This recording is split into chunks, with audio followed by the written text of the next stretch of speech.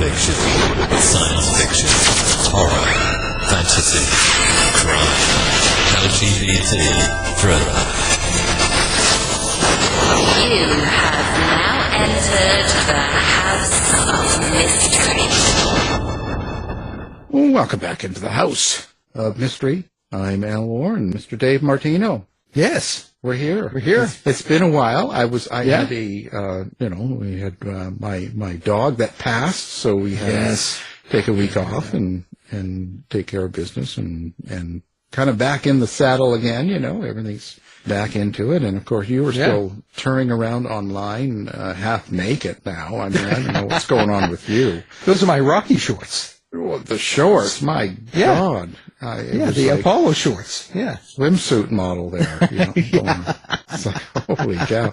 Dad bod in shorts. Yes. That's right. You somehow, you didn't look like Rocky. No. Just saying, okay? If I would see that picture and I would say, well, that's not Rocky. So, I'm saying. With apologies to Sylvester Stallone. Yeah, poor guy. You'd be Expendables. Yeah, call you Expendables. Yeah, extend it. Let's see what happened. Donald Sutherland died. Oh yes, that's right. Another Canadian. You a fan of his? Mm-hmm. Oh, absolutely. Another Way Canadian. Back from, see? Invasion of the Body Snatchers. Yeah. Yeah, that was a long time ago. I don't know. Well, so we've got a writer with us. Well, I know he's sitting on the side, so let's get him in, get him talking. And his Assassins Anonymous book is out. Rob Hart, thank you for being here. Thanks so much for having me, fellas. I appreciate it. Rob, so what, Sutherland fan or not? Oh, absolutely. I mean, he was amazing. Yeah, pretty good. Pretty good actor. I was like, he was able to really pull off some roles.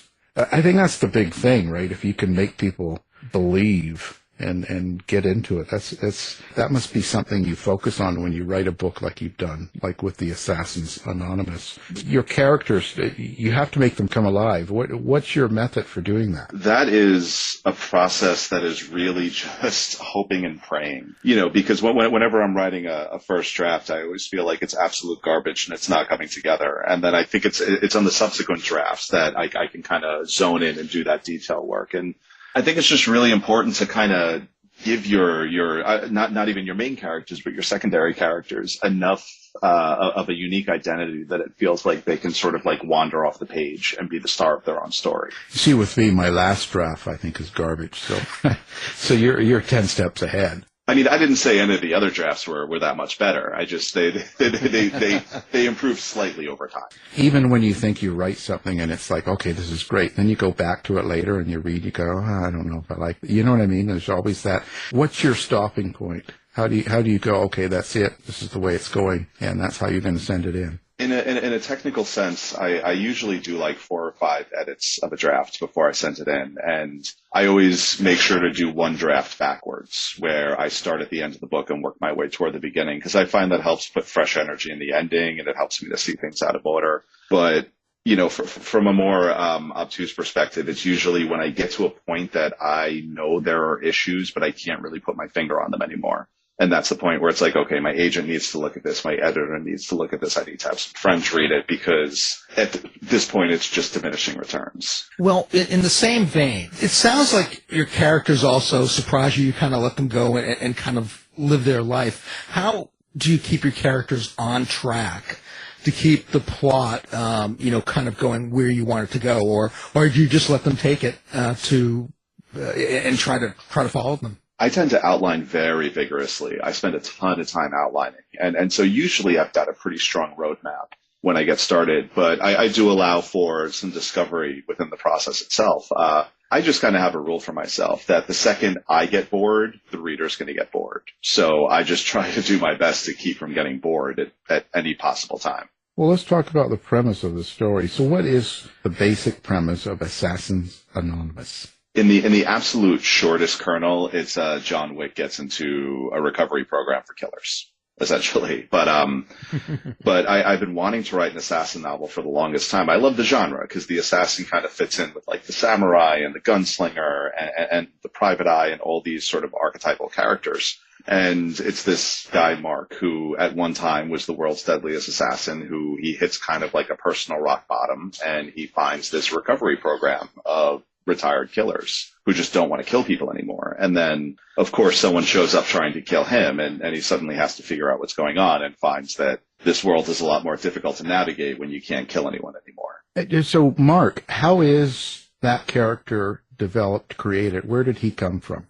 That was kind of funny because this is one of the first times in a long time I sat down and just started writing a book. I mean, I had done some structural stuff in the beginning, but my last two books, The Warehouse and The Paradox Hotel, they were big speculative fiction books, and they took a lot of time and a lot of research. I mean, the last book was time travel, and time travel always sounds like it's fun. It's like going to White Castle. It sounds great until you actually do it. And then it just turns into a complete nightmare. But for this one, I just kind of sat down and started writing. And the only thing that I knew going in was that I wanted Mark to be really charming and really funny, because I knew that halfway through the book, he was going to do some pretty terrible things. And if I didn't make the reader love him, then the reader could just very easily turn their back on him. Character is probably the most important thing, right? Oh, yeah. So did you start with him first, or were you just writing it and you created him out of it? His voice came pretty easily to me. Like, I knew I wanted it to be someone who was just the absolute top of their game, who everyone was terrified of. And it's funny because in previous books, voices haven't clicked for me this quickly, and his was just kind of there to the point where I wrote the first chapter and I didn't have much more than that. And I went to a reading at my friend's bar in North Carolina, and I read the first chapter, and people went nuts. They loved it. And that was kind of the encouragement I needed to actually sit down and finish it, because I had people come up to me and say, wow, like, when's that coming out? I'm like, I have no idea. I haven't written it yet. So it was an interesting experiment in just sort of sitting down and having fun and letting go of certain parts of my process and just seeing what happens. Wonder if you were an assassin in your previous life. I am not that cool and not that tough. But you know, I did want to kind of play around with this idea of someone who's in a place where they've made mistakes and they recognize that they've made mistakes and they want to be a better person, but they're not sure if change is possible. Because that's where I'm at. Like, I'm 41 years old. You know, I'm at a point where I'm looking back at the things that I've done in my life, and there are things I'm proud of and things I'm less proud of, and I want to be a better person. And you know, I'm trying to figure out what that takes, and I'm trying to be more mindful about that. And I mean, every book for me is kind of like therapy, but it's great because instead of me paying a therapist, I'm getting paid. And so the question here was, is change possible? And then it's like, okay, let's explore this through the lens of an assassin, because, you know, obviously that's the simplest path. So did you go out and kill people and experiment? I can't answer that. Come on. We won't tell anyone.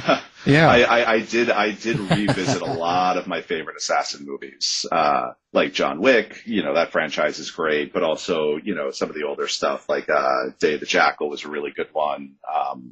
Nobody with Bob Odenkirk is a fun one. There was this great little movie called Interview with a Hitman that was this little indie film that came out years ago that was really interesting. And Les Samurai, the French film, that's a really good one. You know, it's a fun genre to play around in. Is this a really action-filled book? Is there killings and stuff like that going on in the book? Oh, absolutely, because I decided to have my cake and eat it too. Because the book basically takes place on two timelines. There's the main timeline where, you know, he's on the run and trying to figure out what's going on.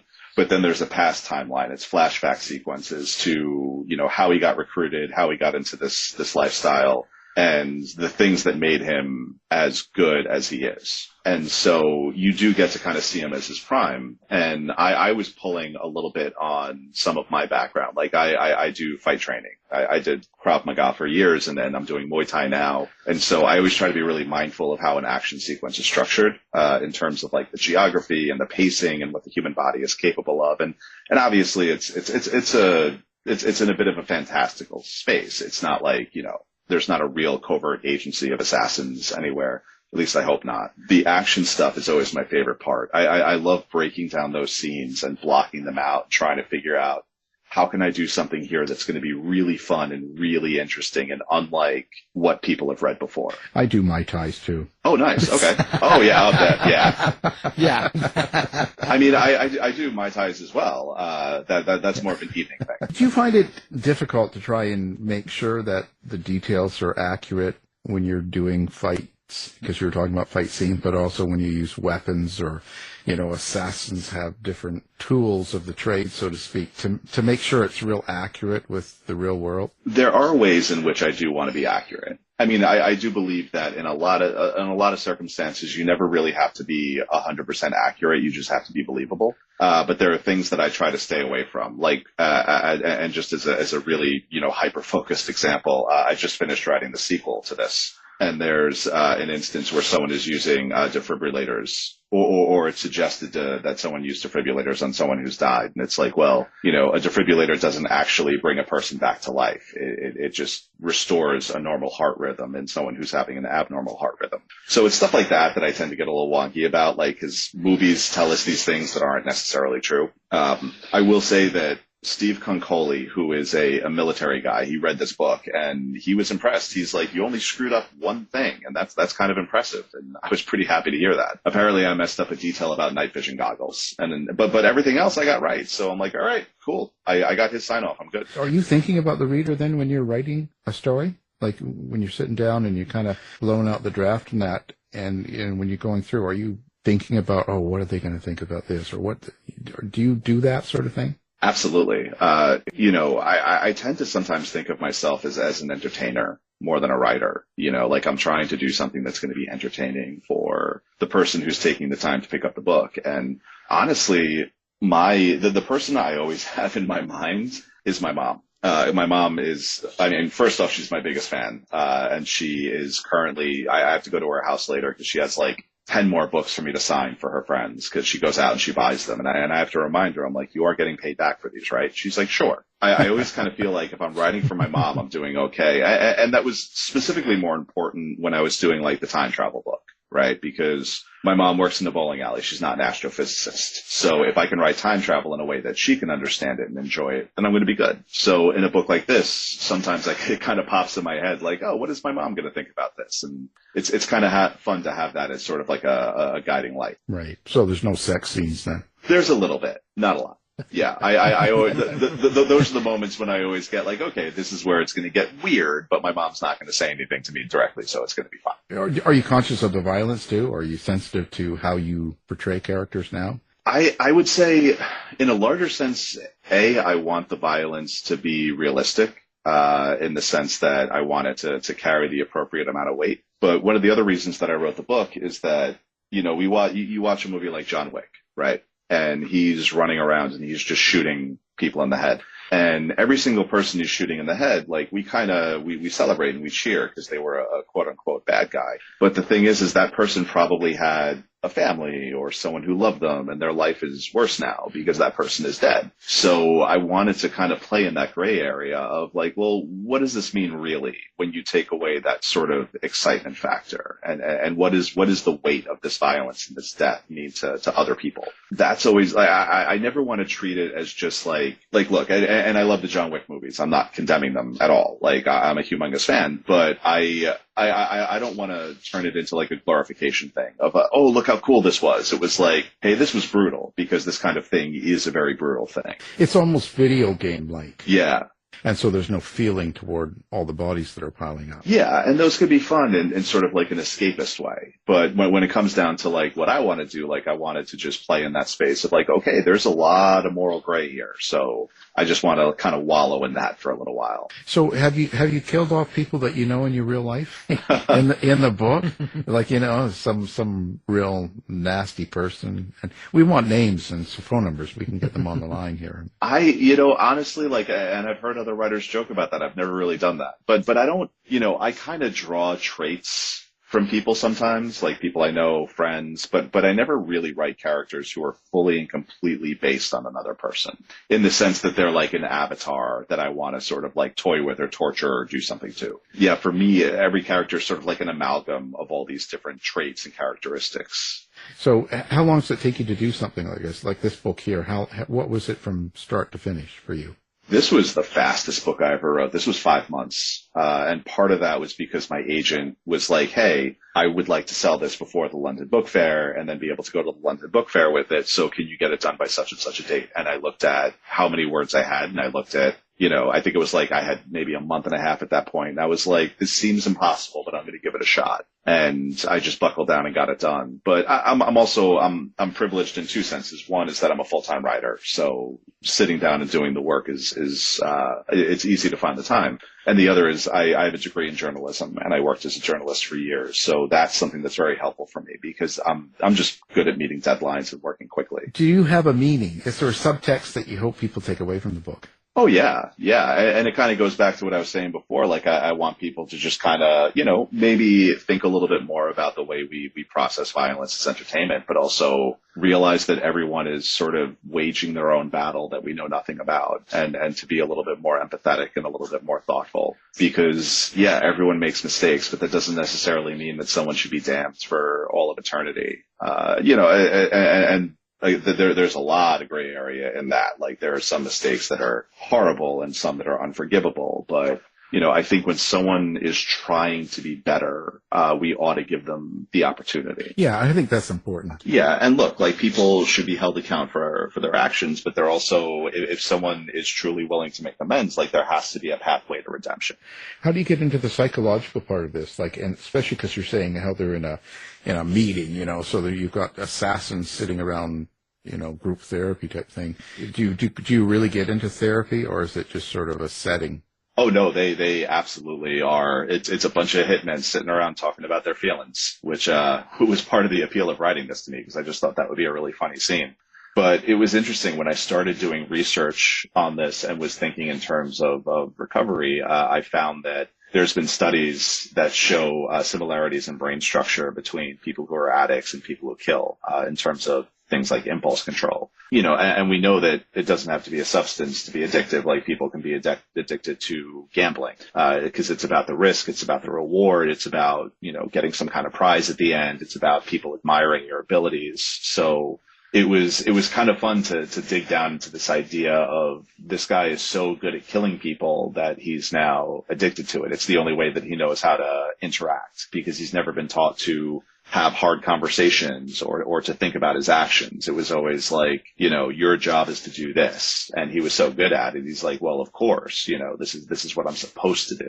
Well, how do you balance with something like that? It's kind of a darker aspect. How do you balance the humor and the satire of the novel with the more serious aspects of the book? That's one of those things that I feel like comes in the editorial process, because the tone can kind of shift a little all over the map. And then as I'm going through it again, it's just trying to be mindful of where that tone is and making sure that it's correct. But at the same time, I mean, humor fits really well into dark spaces, because humor is a pressure release valve a lot of the time, or the things that people joke around about will tell you a lot about them. So I found that seeing it as what it is as kind of like a release valve, or something to lighten the mood, or someone basically trying to like avoid a tough feeling by making a joke, thinking about the way people deploy it in real life made it a little bit easier.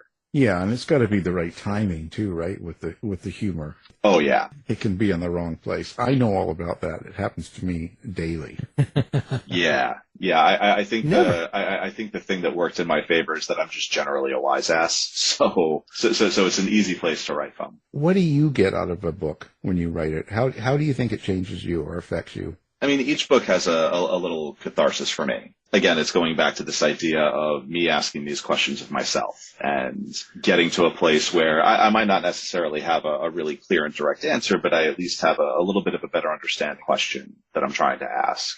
And so, and this, I would even say this goes back to one of the earlier questions of like, when do you know you're done? It's like, I feel like I know I'm done and ready to move on from it when I've gotten to that point of, okay, like I feel all right now. So now you've already done a sequel, so you plan on kind of staying in this category for a while. That's the hope. It was optioned for a film by Amblin and Spielberg, which was pretty amazing. And the sequel is filed, and but that's the end of my contract with Putnam. So I think we're going to be having conversations soon of whether they would like me to do more books, which I would love. And so far, the book seems to be doing well, so I'm hopeful. And yeah, it's a fun space because I feel like I can write like 10 of these because the second book actually centers another character from the group. So it's really easy to, when you have a room full of assassins, it's like you can kind of turn the camera a little bit and say, okay, what's this person's story? Like, this will be interesting. No, that's great. Oh, and you worked with James Patterson, eh? I did. Yeah, it was kind of a one-off thing. Like they had this idea years ago to do book shots, which were novella-length books. And so they were only like 30,000 words and they were going to be digital in print. And they thought this was a brilliant idea. And it was a pretty cool idea. It was a fun project to work on. But I guess it was just sort of saturating the market. Like booksellers were like, we can't turn over, 5 new releases a month. And readers were like, we're not reading this much. So they ultimately canceled the program, but I got to do one before it ended. And I thought it was a ton of fun. And some of the notes he gave me, I mean, they just went right in my toolbox. They were fantastic, fantastic notes. Yeah, he's a good guy. I used to do his laundry. That probably pays better than what I'm making. Well, You had mentioned, you're going to do a sequel or you're working on a sequel as we speak. How do you handle continuity? Do you have tools, systems? How do you go about that? With a wing and a prayer. I mean, I didn't really have the sequel in mind when I was writing the first one, but there were things in the first one that I was able to pick up and reframe in the second one, which was super fun. And there was a moment that I was pretty happy about that I got to go in and sneak a line into the first one that kind of pays off in the second one. But yeah, it's sort of, I feel like I'm building myself a puzzle that I have to solve, because then I look at the first book and I'm like, okay, how do I continue to make everything make sense? I'm starting to think of ideas for the third book, which I haven't really solidified yet. But, now I have to kind of look at the first two and say to myself, okay, how do I make this make sense? But part of the challenge of writing a series is that you've got to pitch like straight down the middle between, wanting to satisfy people who have read more than one entry, but also make it readable to someone who hasn't read any of the other books. So you're trying to satisfy both sides, and it's kind of difficult. Though I think at least in terms of continuity, it makes it a little bit easier because you don't have to worry so much about the details of the previous book. Like, you want to reward the people who stuck with it, but it doesn't have to be such a direct continuation that you're just going to end up sitting there, trying to figure out like timelines and stuff. What kind of relationship do you have with your characters, like your main characters? How do you describe that? I would say, I don't know, because I don't want to say they're like kids, because I have a kid and I wouldn't put her through anything that I put my characters through. Maybe like nieces and nephews, feel a little less attached. Yeah, no, I don't know. It's weird because I mean, I care about them all very deeply. I want them all to do well, or at least, do what it is that they're supposed to do. Sort of like playing with like really cool action figures. Like, you don't want to break them too much. You want to enjoy them, but you want them to still be there when you're done. So what happens when the book's over? Like, what happens to your characters then? Do they stay with you? Oh, absolutely. Absolutely. That's part of the fun process right now of thinking in terms of a third book. Because I'm just looking at this meeting of assassins and I'm like, all right, whose story do I want to focus on this time? And who's going to be the most interesting one to dig into? And how do I make their story different? Like, I know how their stories are different, but then when you're actually digging into like the past stuff, it's like, how is their motivation different? How is their pathway different? And that's just a really fun space to be in. So you hear them actually. Or do you see them like a movie? I would say I hear them more than I see them. I don't really picture actors in terms of who they are in the book, which is always kind of interesting to me because once I finish a book and so it got optioned, and I was like, okay, cool. If they were going to cast it, this would be really interesting. And then I heard like a week ago, they're meeting with an actor, who I never would have thought of, but is also an excellent choice. So I'm just like, cool, like, you paid me, do what you want. I mean, plus if you're thinking about it when you're writing it, a character, I think that it'll direct how you write that character. Yeah, to a degree. Though I will say I've got a book coming out in October called Dark Space, and I co-wrote it with Alex Segura. and it's a sci-fi novel. It's basically if John Le Carre was writing Star Trek, and it's a big cast of characters. And one of the things Alex does like we created this Google Doc that was basically our planning document with all our notes and outlining and stuff. And for each character, he would pull a photo of an actor, and I found that was kind of helpful. Not so much in terms of finding their voice, but in just being able to differentiate everyone from each other. It made them feel a little bit more solid. But I've never written a book with that many cast members before, so it was definitely an interesting process. It's different. Do you like writing with another writer like that? Do you find it easy or hard? Like, how do you do it with the characters then? Like when you're shifting characters and write characters, if you have a different idea. I've been really lucky in the sense that, me and Alex are really good friends, and he was also a journalist. And one of the things that you learn in journalism is that you could submit a story at the end of your shift at 5 and see it in the paper next day, and it'll be completely different because circumstances change. They have to send out another reporter. The editor might have to rewrite it for space. You just kind of accept that that's the process. And me and Alex don't really have egos in terms of our work with each other. We understand that the best idea has to win. And I'm currently co-writing a book, which we haven't announced yet, and I can't say who it's with, but it's with a TV showrunner who has this really cool idea, and we're putting it together now. And again, like, he's a TV guy. He's used to working collaboratively. So, there's been times where I've come to him and I'm like, hey, I know you wanted to do this, but what if we did this? And he would be like, oh, that's awesome. You should do that instead. So I think I've been really lucky in the sense that I've worked with people who just kind of get it. They just want to tell a good story, and they're not worried about how big of a thumbprint they have on it. Let's talk about how people get a hold of you, or do you like to interact with readers? Do you have social media, a website, OnlyFans? Like, what do you like to do with readers? I do. I just started my OnlyFans. It has it has one subscriber, and I don't know who it is, but I'm appreciative of them. I have a website, robwhart.com, and then I'm on Instagram at robwhart1. That tends to be like my main sort of contact point on social media at this point. I also do Twitter at robwhart, but that site is turning into a bit of a dumpster fire. And I have a weekly newsletter I put out at robwhart.substack.com. No, I love interacting with people. Like, that's the best part. It's sort of, you do so much of this by yourself in a dark room.